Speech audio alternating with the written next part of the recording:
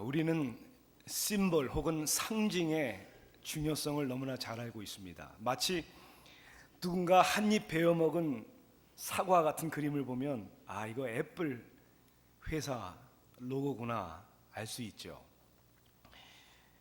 체크와 같은 표시, 그런 심볼을 보면 이거 나이키 회사구나 그렇게 알 수 있습니다.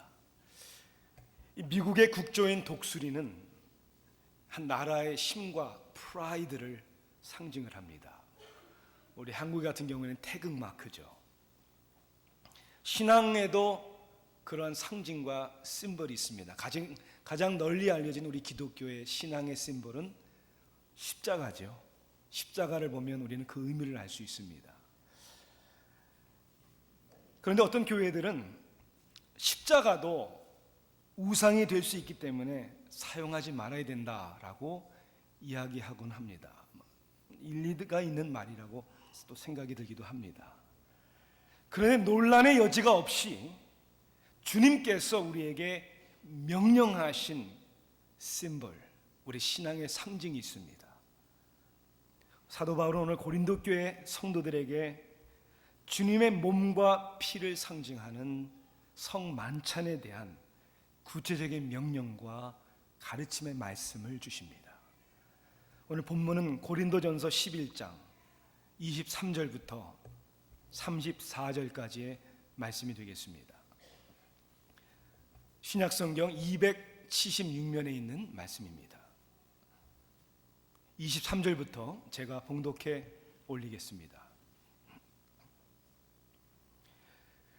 내가 너에게 전한 것은 주께 받은 것이니 곧 주 예수께서 잡히시는 밤에 떡을 가지사 축사하시고 떼어 이르시되 이것은 너희를 위하는 내 몸이니 이것을 행하여 나를 기념하라 하시고 식후에 또한 그와 같이 잔을 가지시고 이르시되 이 잔은 내 피로 세운 새 언약이니 이것을 행하여 마실 때마다 나를 기념하라 하셨으니 너희가 이 떡을 먹으며 이 잔을 마실 때마다 주의 죽으심을 그가 오실 때까지 전하는 것이니라. 그러므로 누구든지 주의 떡이나 잔을 합당하지 않게 먹고 마시는 자는 주의 몸과 피에 대하여 죄를 짓는 것이니라. 사람이 자기를 살피고 그 후에야 이 떡을 먹고 이 잔을 마실지니 주의 몸을 분별하지 못하고 먹고 마시는 자는 자기의 죄를 먹고 마시는 것이니라. 그러므로 너희 중에 약한 자와 병든 자가 많고 잠자는 자도 적지 아니하니 우리가 우리를 살폈으면 판단을 받지 아니하려니와 우리가 판단을 받는 것은 주께 징계를 받는 것이니 이는 우리로 세상과 함께 정죄함을 받지 않게 하려 하심이라. 그런즉 내 형제들아 먹으러 모일 때에 서로 기다리라. 만일 누구든지 시장하거든 집에서 먹을지니 이는 너희의 모임이 판단받는 모임이 되지 않게 하려 함이라. 그 밖의 일들은 내가 언제든지 갈 때에 바로 잡으리라. 아멘. 아주 색다른 예배 전통이 있는 교회가 있었습니다. 예배 시간에 영광송을 부를 때면 온 회중이 다 자리에 일어나서 회중의 오른쪽 벽, 신벽을 향하여 찬양을 부르는 것이었습니다. 그게 처음 이제 와서 예배를 드리기 시작한 성도가 왜 벽을 보며 찬양을 하지? 사람들에게 물었습니다. 그런데 그가 들은 대답은 늘 그렇게 해왔다라는 대답 외에는 없었습니다. 아니야, 분명히 이유가 있을 텐데 왜 그럴까? 그렇게 묻다가 그 교회 아주 연세가 많으신, 그 교회 오래 다니신 한 성도님에게 물었더니 이렇게 대답을 했어요. 예전에 찬송가 책이 나오기 전에 이 영광송 가사를 신벽에다가 적어놨다는 거예요. 그래서 찬양을 부를 때 다 벽에 써있는 가사를 보면서 찬양을 했는데 세월이 지나며 벽에 페인트 칠을 하고 찬송가 책이 나오고 더 이상 그렇게 할 필요가 없는데 이제까지 해왔던 습관대로 다 일어나서 벽을 보면서 찬양을 했더라는 얘기입니다. 저는 이런 생각을 많이 해봤어요. 우리가 살아가는 가운데 우리의 삶의 습관과 패턴 가운데 그 이유를 제대로 알지 못하고, 아니 그 의미를 상실한 채 그저 반복적으로 늘 해왔던 대로 우리가 행하는 일들이 얼마나 많은가. 왜, 무슨 이유 때문에라는 질문을 하지 않기 때문입니다. 우리 신앙생활 가운데는 불신의 이유는 아니지만은 왜지? 왜 해야지? 그 의미는 무엇인지를 반드시 물어야 하는 것입니다. 고린도 교회에 편지하면서 이 성만찬에 대해서 사도 바울은 그 교회 성도들이 그 의미를 제대로 알지 못하기 때문에 많은 오해가 있었고, 그리고 그 오해로 인하여 교회에 문제가 많았다는 사실을 지적을 합니다. 저는 그때나 지금이나 별 차이가 없다고 생각합니다. 오늘도 우리가 성찬 예식을 위하여 준비했습니다. 이 성찬식의 의미는 무엇입니까? 왜 예수님은 다른 명령이 아니라 세례도 한 번 받으면 되는데 주님 오실 때까지 이 성찬식을 지속적으로 거행하라고 명령하신 것입니까? 그 이유가 무엇입니까? 우리는 어떠한 자세로 성찬식에 참여해야 되는 것입니까? 이 성찬식을 참여함으로 우리는 어떠한 하나님의 뜻을 이루는 것입니까? 나를 기념하라 라고 명령하신 예수님께서 먼저 우리들에게 성찬의 의미를 말씀해 주고 있습니다. 성찬의 의미가 무엇입니까? 성찬의 의미를 바로 알기 위해서는 이 성찬식에 사용되는 떡과 포도즙의 의미를, 그 상징성을 바로 이해하는 것이 너무나도 중요합니다.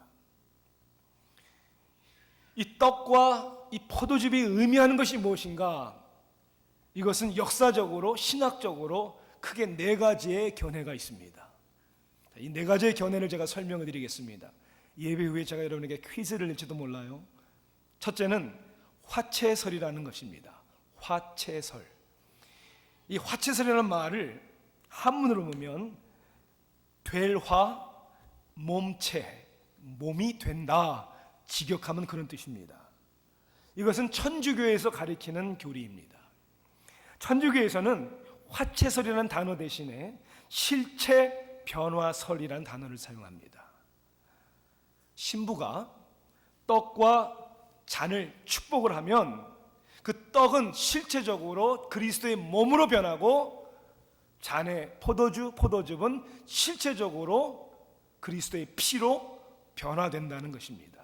그러니까 축사한 후에 떡은 정말 그리스도의 몸을 먹는 거고, 잔은 정말 그리스도의 피를 마시는 것이다. 아마도 그 근거는 24절을 두고 그렇게 말하는 것이 아닌가 생각을 해봅니다. 예수님께서 축사하시고 떼어 이르시되 이것은 너희를 위하는 내 몸이니, 떡을 가지고 내 몸이다, This is my body, 그렇게 이야기했기 때문에 떡이 곧 몸이고 포도주가 곧 피다. 우리는 그렇게 믿지 않습니다. 우리가 믿는 바는 화채설이 아닙니다. 두 번째는 공제설. 어렵죠, 단어가.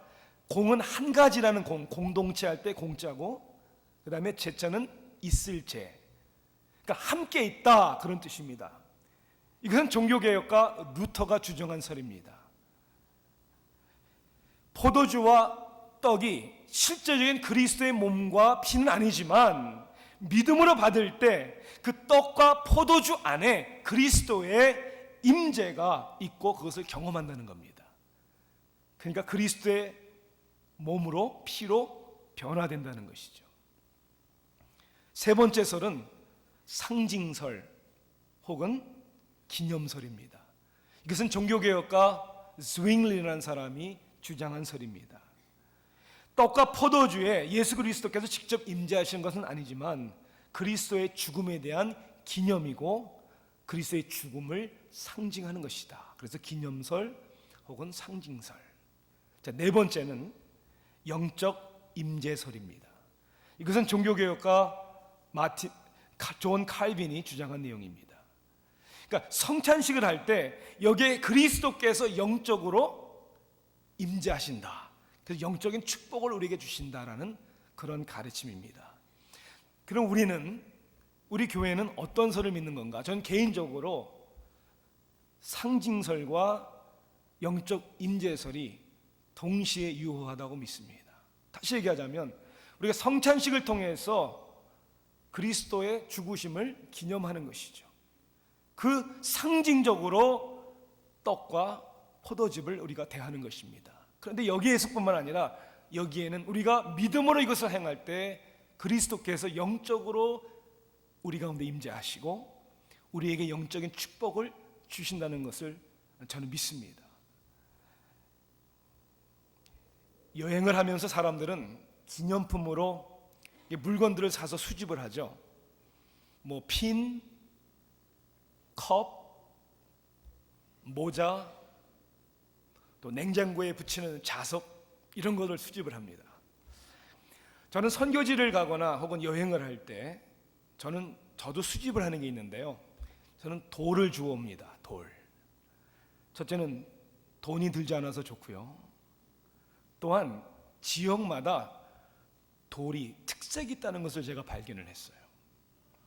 그래서 그 돌을 가져와서 때로는 책을 읽을 때 종이가 넘어가지 않도록 이렇게 올려놓기도 사용도 하지만 그 돌을 볼 때마다 방문했던 곳을 추억으로 생각하게 됩니다.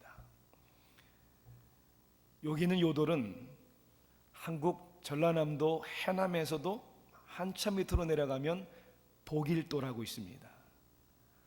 보길도의 해변가에 제가 이른 아침에 나가봤더니 온 해변이 다 이런 돌로 있더라고요. 그래서 그 중에 가장 마음에 드는 돌 하나를 주워왔습니다.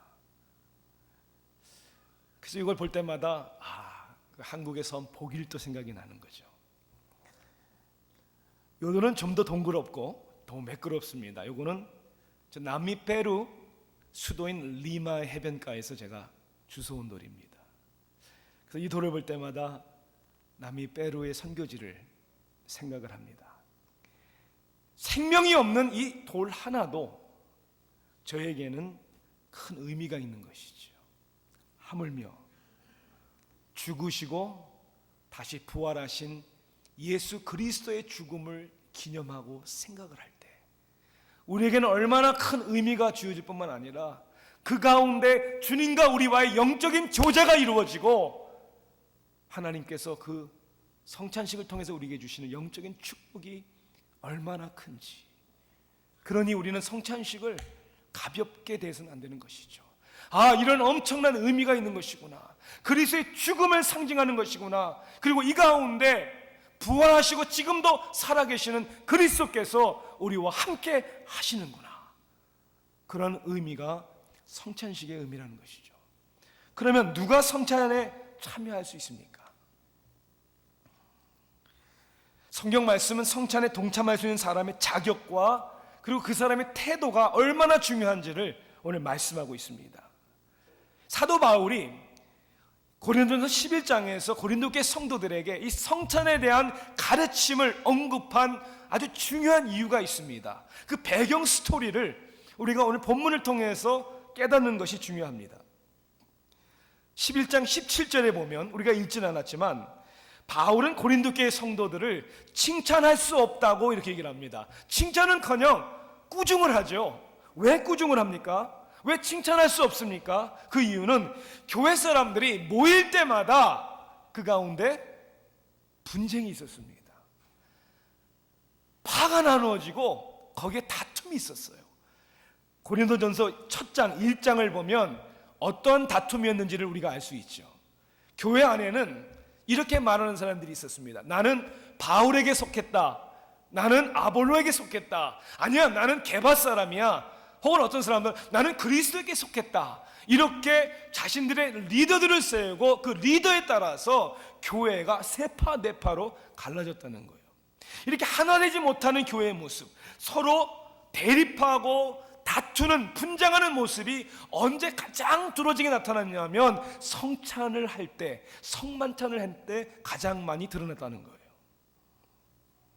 그 당시의 성찬식은 오늘 우리의 성찬식하고는 그 모양이 좀 다른 것 같습니다. 뭐가 다르냐면요, 크게 좀 두 가지를 다르다는 것을 본문을 통해서 발견합니다. 첫째는 지금은 우리가 이렇게 의식처럼 행하지만 그 당시에는 성만찬이었습니다. 음식의 양이 많았던 것이죠. 그저 우리는 조그만 떡조가리 하나와 많은 포도즙이 아니라 배부를 정도로, 그래서 배부른 사람들이 있었고 못 먹은 사람은 배고픈 사람이 있었고, 또 뭐라고 되어 있죠? 얼마나 많이 마셨는지 어떤 사람들은 취했다고 그랬어요. 그 정도로. 두 번째 차이는 바로 언급한 것처럼 우리 교회가 사용하는 포도즙이 아닌 포도주, 즉 와인이었습니다. 포도즙 마시고 취했다는 사람 제가 듣지 못했어요. 포도주를 마신 것이죠.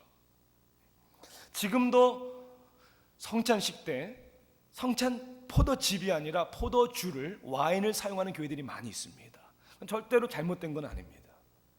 그러면 왜 아틀란타 새 교회는, 그리고 또 많은 교회들은 와인을 사용하지 않고 포도즙을 사용하는가? 그것은 한마디로 배려 때문입니다. 배려. 어떤 배려일까요? 개인적인 이유로 혹은 신앙적인 이유로 알코올을 입에 대지 않는 사람들이 있습니다. 알코올을 입에 대지 않는 사람들을 위해서 포도주를 하지 않고 포도즙을 하는 것이죠. 자, 그런데 포도주냐 포도즙이냐, 그것이 중요한 것이 아니죠. 그리스도의 죽음을 기념하고 그리스도의 영적인 임재를 의미하는 이 성만찬에 있어서 중요한 것은 우리들의 자격과 태도와 자세라는 것입니다. 그래서 오늘 보면 20절을 보십시오. 그런즉 너희가 함께 모여서 주의 만찬을 먹을 수 없으니, 이렇게 되어 있어요. 떡은 많았는데, 포도주는 많았는데 사도 바울이 고린도 교회 성도를 향하여 주의 만찬이 될 수 없다라고 얘기합니다. 왜요? 그들의 자세와 태도가 잘못되었기 때문입니다. 어떤 태도와 자격의 문제가 있었습니까? 어떤 사람들은 배고프다고 모든 성도들이 모일 때까지 기다리지 아니하고 자기들이 먼저 다 배불리 먹어버렸습니다. 기다려야 되는데. 어떤 사람들은 취할 정도로 포도주를 다 마셔버렸습니다. 자, 그래서 사도 바울은 33절에 구체적으로 뭐라고 지시를 합니까? 33절을 같이 읽어보십시다. 같이 시작. 그런즉 내 형제들아, 먹으러 모일 때 서로 기다려라. 급하게 혼자 먹지 말고 wait, 기다려라. 왜? 주의 성찬 앞에 우리가 교회가 하나가 되는 것이 중요하기 때문이죠. 기다리라는 것이죠. 34절에는 또 하나의 가르침을 주십니다. 함께 읽어볼까요? 34절 시작. 만일 누구든지 시장하거든 집에서 먹을지니, 뭐라고 되어 있어요? 배고프면 먹고 오라는 거예요. 집에서 먹고 오지, 와서 다른 사람도 기다리지 않고 자기만 살겠다고 다 먹고 나중에 오는 사람들에게는 성만찬에 떡이 남아있지 않고, 이것은 성찬식의 의미를 깨닫지 못하고 성찬에 임하는 성경이 얘기하는 자격과 태도에 대해서 잘못 알고 있기 때문입니다. 성경은 경고하죠. 뭐라고 경고합니까? 합당하지 않게 먹고 마시는 자는 죄를 짓는 것이라고 했습니다. 죄를 짓는 것이라고 했어요. 그럼 어떻게 해야, 누가 성만찬을 참여할 수 있는지, 어떤 자격과 그럼 어떤 태도가 있어야 하는지 두 가지를 말씀드립니다. 첫째는 그리스도를 믿고 세례를 받은 성도만이 참여할 수 있습니다. 그리스도를 믿고 세례를 받은 성도. 29절 말씀을 여러분 보십시오. 주의 몸을 분별하지 못하고 먹고 마시는 자는, 그랬어요. 우리가 먹고 마실 때, 성찬식에 참여할 때 주의 몸을 분별해야 된다라고 했는데, 주의 몸을 분별한다는 게 무슨 뜻일까요? 공동 번역은 좀 더 쉽게 이해할 수 있도록 이렇게 번역이 되어 있습니다. 주님의 몸이 의미하는 바를 깨닫지 못하고 먹고 마시면, 그러니까 의미를 모르고 먹으면 안 된다는 거죠. 마치 이런 것 같습니다. 결혼하지 않은 사람들이 결혼 기념일을 가질 수 없는 것. 아니, 결혼도 안 했는데 어떻게 결혼 기념일을 가질 수 있습니까? 주님의 죽으심의 의미를 모르는데 주님의 몸과 피를 상징하는 떡과 잔을 든들 무슨 소용이 있겠습니까? 그것은 오히려 예수 그리스도의 죽음을 모욕하는 것이죠.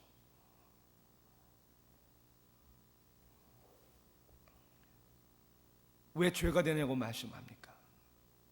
예수 그리스도는 우리의 구원자도 되시지만 믿지 않는 자들에게는 심판이 되기 때문입니다. 예수님의 죽으심이, 그의 찢어진 몸과 흐르신 피가 믿는 자들에게는 구원이지만 믿지 않는 자들에게는 정죄와 심판이 되기 때문에 죄가 되는 것이죠. 그래서 그리스도를 믿고 세례받은 성도만이, 두 번째는 그리스도 앞에 정결한 자가 성찬에 참여할 수 있습니다. 정결하다는 얘기는 완전하다는 뜻은 아닙니다. 그렇지만 그리스도의 성찬대 앞에 나올 수 없는, 준비가 되지 않은 죄악 가운데 있는 사람들은 그것을 먼저 해결하고 회개해야 된다는 것이죠. 우리 한국 분들의 결혼식에서는 볼 수 없지만 미국 결혼식에는 볼 수 있는 순서가 있습니다. 아마 영화에서도 여러분들이 혹시 이런 장면을 보셨을 거예요.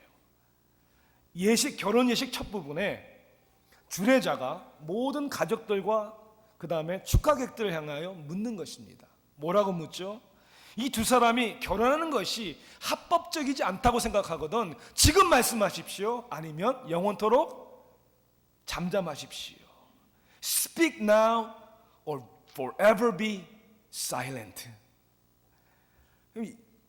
이러한 순서는 그 근원이 어디서 있는 거냐면요, 1662년에 발행된 영국 성공의 Book of Common Prayer, 성공의 기도회 기도석 가운데 결혼 예식에 포함된 것입니다. 그 당시에도 합법적으로 남자와 여자가 결혼을 할 때 결혼할 수 없다고 인정되면 반대할 수 있다는 거예요. 몇 가지 이유가 있습니다. 뭐 당연한 것이지만, 첫째는 남자와 여자 혹은 두 사람이 이미 결혼한 사람이면 안 되는 거예요. 그러니까 딴 살림 차리고 있으면 안 되는 거죠. 두 번째는 두 사람이 형제나 사촌의 관계이면 그 당시에도 안 됐다는 거예요. 세 번째는 두 사람이나 혹 둘 중에 한 사람이 minor, 연령이 미성년자면 결혼이 안 된다는 것이죠. 그리고 마지막으로 공동체 안에서 반드시 해결돼야 하는 관계 속에서, 삶 속에서 큰 죄가 있을 때 그것을 해결을 해야 된다는 것이죠. 저는 이런 생각을 해봅니다. 한 남자와 여자가 하나가 되는, 부부를 이루는 일에도 합법적으로 하자가 없어야 되는데, 하물며 그리스도와 우리의 하나됨의 상징인 이 성찬식을 대할 때 그냥 아무렇거나 원한다고 될 수는 없는 것이라는 것이죠. 그래서 웨스트민스터 소위문답 97번에는 이렇게 질문이 되어 있습니다. 주의 성찬에 합당하게 참여하려면 어떻게 해야 되는가? 이렇게 답합니다. 주의 성찬에 합당하게 참여하려면 반드시 주님의 몸을 분별할 줄 아는 지각과 주님의 양식으로 삼는 믿음과 회개와 사랑과 그리고 복종할 새로운 각오가 자기들에게 있는지 없는지를 스스로 살펴야 한다. 살펴야 된다는 것이죠. 내가 그리스도 앞에 합당한 사람인가? 그리스도에 대한 지식, 주님을 영혼의 양식으로 삼는 믿음, 회개, 사랑, 복종할 새로운 각오. 저는 여기에서 두 단어를 좀 더 언급하기를 원합니다. 그것은 회개라는 단어와 그 다음에 새로운 각오라는 단어죠. 이제까지 우리의 삶 속에 그리스도 안에서 내가 부끄러운 일들이 있었을 때 회개해야 된다는 것이죠. 그리고 앞으로의 나의 삶 속에 그리스도를 위하여, 그리스도께서 나를 위해 헌신하셨듯이 주님을 위해 헌신하겠습니다라는 새로운 각오가 있어야 된다는 것이죠. 자, 그러한 사람들이 성찬에 참여할 수 있는 것입니다. 자, 그러면 이 성찬을 통해 우리는 어떠한 축복을 받습니까? 그리스도의 몸과 피를 기억하고 또한 성찬에 주님께서 영적으로 임재하신다는 사실을 믿고 행하는 자들에게 주어지는 축복이 있습니다. 그건 자체로 순종의 축복입니다. 주님께서 행하라고 명령하셨잖아요. 주님이 오시는 날까지 우리는 이것을 행해야 됩니다. 그러니까 주님이 명령하신 것은 주님이 기뻐하신다는 뜻이죠. 우리는 주님이 기뻐하시는 일을 할 때 우리가 기쁨을 누리게 되는 것입니다. 요즘 사람들은 전통과 의식을 무시하거나 부정적으로 여기는 경향이 많이 있습니다. 물론 본질이 빠져버린 전통이나 의식은 아무 의미가 없죠. 때로는 해롭기도 합니다.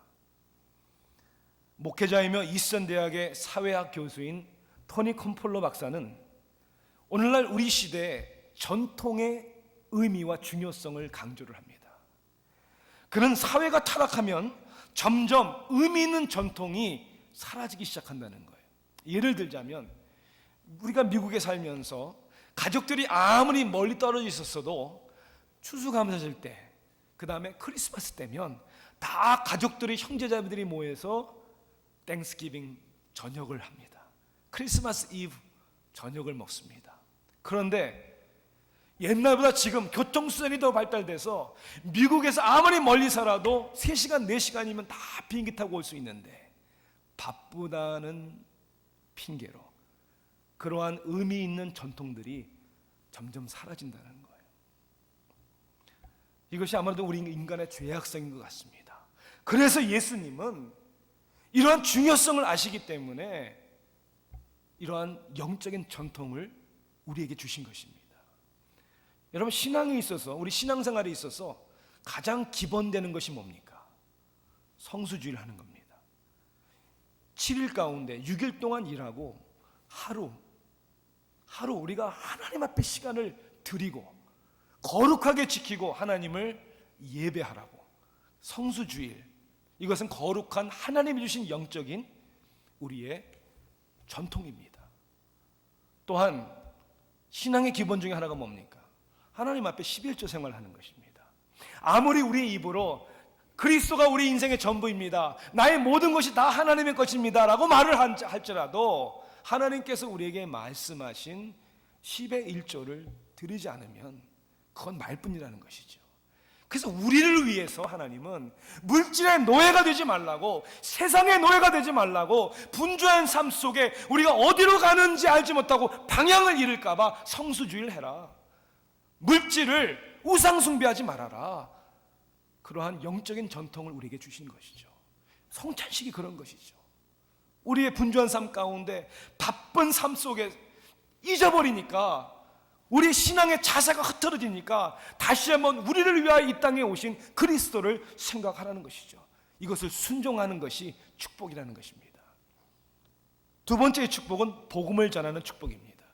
성찬식을 통해 우리는 복음을 전하는 것이죠. 오늘 26절에 그렇게 말씀되어 있습니다. 너희가 이 떡을 먹으며 이 잔을 마실 때마다 주의 죽으심을 그가 오실 때까지 전하는 것이니라. 그의 죽으심을 전하는 것이다 라고 말씀하고 있습니다.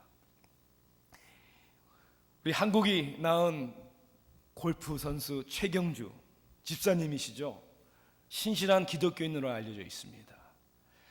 근데 원래 그는 교회를 안 다녔다고 그래요. 교회를 다니게 된 계기는 결혼을 해야 되는데 교회 안 나가면 결혼을 안 하겠다고 아내가 그래서 결혼하려고 교회를 나가기 시작을 했대요. 근데 어느 날 예배 시간에 성찬식을 하는데 자기도 성찬식에 동참을 하려고 했는데 아내가 그렇게 얘기를 했대요. 구원을 받지 않고 성찬을 들면 부정 타니까 안 된다고. 그래서 교회를 다니면 7년 동안을 성찬식을 참여하지 못했대요. 그러다가 미국으로 진출하고자 하는 마음에 작정을 하고 신앙에 대한 심각한 고민을 했다는 거죠. 예수님을 영접하고 세례받고 그리고 성찬식에 동참하기 시작했다는 거예요. 그분의 간증인지 모르지만 그러면서 자신의 캐리어가 완전히 피기 시작했다는 거예요. 이 성찬식을 통해서 왜 우리는 이 떡을 먹어야 되는가? 이게 무엇을 상징하는 것일까? 왜 우리는 이 잔을 마셔야 되는 것일까? 이건 무엇을 상징하는? 그리스도께서 2000년 전에 죄인들을 위하여 죄의 값을 치르시기 위하여 죽으셨구나. 이 복음의 메시지를 증거하는 축복이라는 것이죠. 끝으로는 은혜 가운데 성장의 축복이 있습니다. 하나님이 우리에게 약속하신 거예요.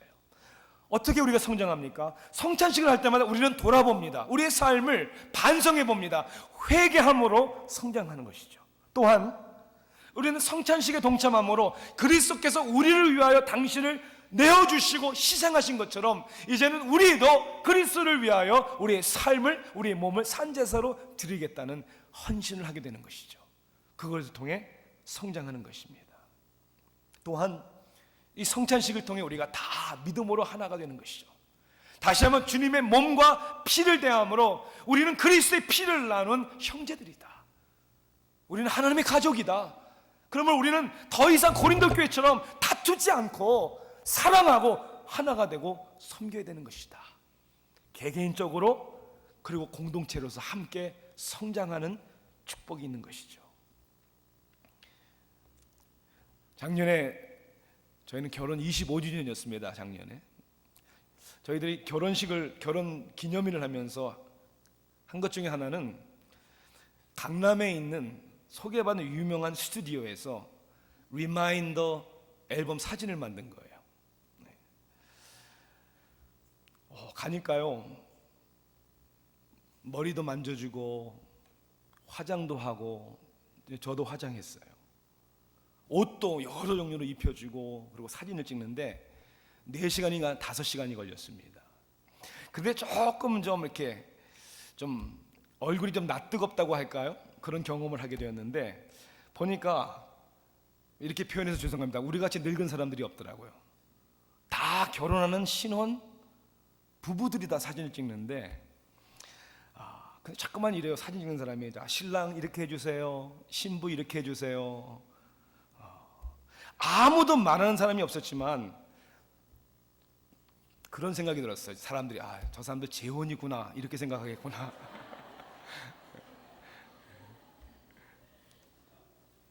근데 너무 잘했다고 생각을 해요. 궁금하신 분은 부탁하세요. 제가 보여드릴게요. 진짜 모델 같아요. 여러분들 한국 나가시거든 한번 꼭 해보세요. 미국에서도 하실 수 있고요. 우리는 가끔 결혼식 앨범을 가끔 보잖아요. 그리고 함께 살아오면서 아이들과 같이 찍은 사진들, 여행하면서 찍은 사진들, 또 가족 사진을 봅니다. 또 그런 특별한 일에 기념으로 찍은 사진들을 보면서 이제까지 살아온 삶을 돌아보며 후회스러운 일도 있고, 또 이제까지 함께 살아준 것이 고맙기도 하고, 그러한 어떤 회상을 해보면서, 그리고 앞으로의 남은 인생이 얼마나 길지 모르지만 더 건강하게, 더 행복하게 살아야지, 그런 다짐을 한번 가져보잖아요. 성찬식을 통해서 그런 시간을 갖는 것이죠. 그리스도께서 여러분을 위해서 얼마나 사랑하셨으면 당신의 몸을 내어주시기까지, 그래서 이제까지 살아오시면서 많은 우여곡절이 있었는데 한 번도 우리를 버리시지 아니하시고 떠나지 아니하시고, 그리고 앞으로 우리와 함께 동행해 주실 것이라는 그러한 믿음이 있잖아요. 그러면서 우리는 생각합니다. 어떻게 살아야 할까? 다시 한번 우리의 마음을 다짐해 보는 그런 시간, 그런 영적인 축복이 여기 담겨져 있는 것이죠. 캘리포니아주에 팜데일이라는 시가 있습니다. 조지 빈이라는 사람이 버거킹에서 운전해서 음식을 오더하는 드라이브스루에서 햄버거를 오더를 했어요. 가격은 3불 33전이었습니다. 데뷔 카드를 줬어요. 체킹 어카운트에서 바로 나오는 데뷔 카드. 이라는 종업원이 자매가 4월 33전을 찍었는데 이게 뭔가 잘못됐다고 생각을 했는지 다시 또 4월 33전을 찍었는데 4월 33전 먼저 찍은 걸 지우지 아니하고 거기다가 또 찍은 거예요. 그러니까 4월 33을 두 번 하니까 이게 어떻게 되죠? 자리가 밀려나가지고 4334불 33전이 된 거예요. 뭐 아무 생각 없이 그거를 딱 프린트해서 주니까 또 이 사람도 아무 생각 없이 그냥 사인을 해가지고 준 거예요. 4334불 33전 그 자리에서 체킹 어카운트에서 나간 거예요. 물론 나중에 다 회수가 되고 해결이 됐겠지만은 이 웃기지 못할 이 내용을 신문에서 기사화하면서 제목을 뭐라고 정했냐면 The most expensive meal in history. 세계에서 가장 비싼 식사였다. 4,300불짜리가 어디 있어요? 그죠? 아니요, 있을 수도 있겠죠. 그런데 여러분, 그 4,334불은 세상에서 가장 비싼 음식이 아니었습니다. 세상에서 가장 비싼 음식은 성경에 기록되어 있습니다. 창세기에 에덴 동산 아담과 하와, 하나님은 동산 중앙에 있는 선악을 알게 하는 나무의 실과는 먹지 말아라. 공짜인 줄 알고 그거 먹었지만 그거 먹는 바람에 돈으로 매길 수 없는 어마어마한 손해를 받습니다. 죄가 들어왔죠. 에덴 동산에서 쫓겨났죠. 죽음이란 것이 인류에게 들어왔죠. 세상에서 가장 비싼 음식은 에덴 동산 중앙에 있었던 선악을 알게 하는 나무의 열매였습니다. 아니요, 더 비싼 음식이 있었습니다. 그보다 더 비싼 음식은 비교할 수 없는 바로 오늘 여러분들이 성찬식에서 받으실 이 떡과 잔입니다. 가격표를 매길 수 없는 얼마나 비싼 하나님의 독생자 예수 그리스도께서 자기의 몸이 찢기시고 피와 물을 흘리시면서 우리의 죄를 사하시기 위하여 자신을 희생하신 온 천하와 그 무엇도 비교할 수 없는 바로 저와 여러분을 향하신 하나님이 지불하신 값이었습니다. 그렇기 때문에 여러분은 그 비교할 수 없는 값으로 사신 하나님의 자녀입니다. 보배롭고 존귀하다고. 그렇기 때문에 오늘 다시 한번 이 성찬식을 통하여 그리스도 안에서 하나님 앞에서 나의 존재는 어떤 사람인가? 세상의 삶의 환경과 상관없이, 세상의 교육 수준과 상관없이, 우리의 모양과 상관없이, 우리의 물질의 있고 없고와 상관없이 우리는 그리스도의 값으로 산 하나님의 자녀다. 다시 한번 그것을 확인하는 시간입니다. 그리고 나는 그러므로 내 인생을 마음대로 살 수 없다. 다시 한번 돌아보며 주님 하나님의 자녀답게 살도록 내 삶을 헌신합니다. 그것이 주님을 기념하는 성만찬을 통하여 우리에게 주시는 축복의 의미입니다. 기도하시겠습니다.